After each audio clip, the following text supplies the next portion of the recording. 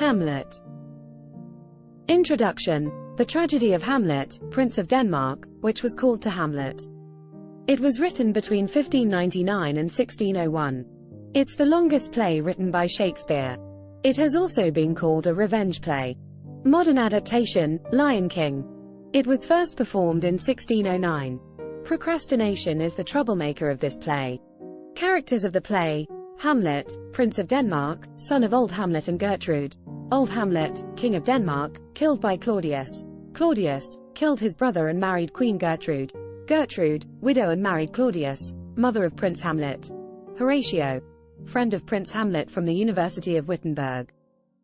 Polonius, father of Ophelia and Laertes, advisor of the king. Ophelia, lover of Prince Hamlet. Laertes, son of Polonius, who seeks revenge for his father's death. Rosencrantz and Guildenstern, friends of Prince Hamlet. Young Fortinbras, Prince of Norway. Unlike Hamlet, he is active. Act 1, Scene 1. Bernardo, Marcellus, and Francisco are guarding the royal Danish palace. On a cold night, the guards invited a friend of Prince Hamlet, Horatio. They are about to explain the supernatural happening, which is nothing but the appearance of an old Hamlet ghost. This is the third night of a ghost visit, so they invited them. Horatio doesn't believe this until he sees the ghost of old Hamlet. The ghost appears in full armor and the ghost disappears. Horatio informs about Prince Fortinbras' invasion because his father Old Fortinbras has been killed by old Hamlet in combat. Again the ghost appears. When Rooster crows, the ghost tries to talk this time but disappears. They decided to disclose this to Prince Hamlet. Scene 2. Claudius and Gertrude are at the court. They married right after the death of old Hamlet. Claudius says he is in sorrow about his brother's death, but still, he has a new wife Gertrude, which makes him better. Claudius discusses the young Fortinbras invasion. He sent Cornelius and Voltimand to Norway to prevent invasion by sending information to the King of Norway. Laertes confirms his return to France. Prince Hamlet is away from all. Claudius interrogates him for his gloom. He replies that he is still in grief for his deceased father. Claudius advises him to accept the natural cause and adds that he should stay in Denmark, and not return to Wittenberg for the kingdom's welfare. Prince Hamlet accepts this when his mom requests this as a wish. He was personally not happy about his mother's sudden remarriage. Hamlet is left alone. He is intensely melancholic. At the time he thinks that his father is far superior to Claudius. Horatio arrives and informs him about their vision last night. Hamlet wants to guard the very night to see his father, old Hamlet. Scene 3. Laertes is leaving for France, and he advises his sister Ophelia to be chastised and not fall for Hamlet, as he is not assured about their relationship.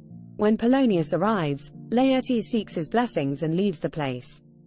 Polonius inquires about their conversations before he comes, and Ophelia tells him everything. He repeats the same to be chastised and maintain distance from Hamlet, and Ophelia accepts their advice. Scene 4. At night, Hamlet and his friends are waiting for the ghost's reappearance. They hear the shooting of cannons from the castle, which symbolizes Claudius drinking, but Hamlet is against this custom. Suddenly, the ghost appears and asks Hamlet to come alone, but his friends are not allowed and threaten to be killed if they come along. Hamlet goes alone and they prefer to maintain a distance because they are afraid that Hamlet may be hurt. Scene 5. Old Hamlet's ghost says that Claudius killed him, not the viper. He is right directly from purgatory where he is paying for his sin. Claudius stepped into his garden while he was sleeping in the afternoon, poured poison into his ears, and sent his soul unpurified to the afterlife. Old Hamlet adds that he should not take revenge on his mother, because she is weak and lustful. He asks to take revenge on Claudius. The ghost disappears. Hamlet doesn't reveal this secret, instead asks them to swear on the sword that they shouldn't tell anyone about this ghost's appearance. He then adds that he may behave strangely or be mad, but they shouldn't reveal this to anyone. Act 2. Scene 1. Act 2. Scene 1. Polonius sent his servant Reynaldo to Paris. He has a doubt about the conduct of his son, Laertes, who is enjoying his youthful days. Polonius informs Reynaldo to be careful. He should act like he doesn't know Laertes in person and sends him off. Ophelia enters and explains to Polonius that Hamlet frightened her with his abnormal manner and says that she rejected his letter and cuts off all contact. Polonius thinks that Hamlet may be genuinely in love with his daughter. Her rejection must be the reason behind his recent madness. He tries to convey this issue to the king and queen.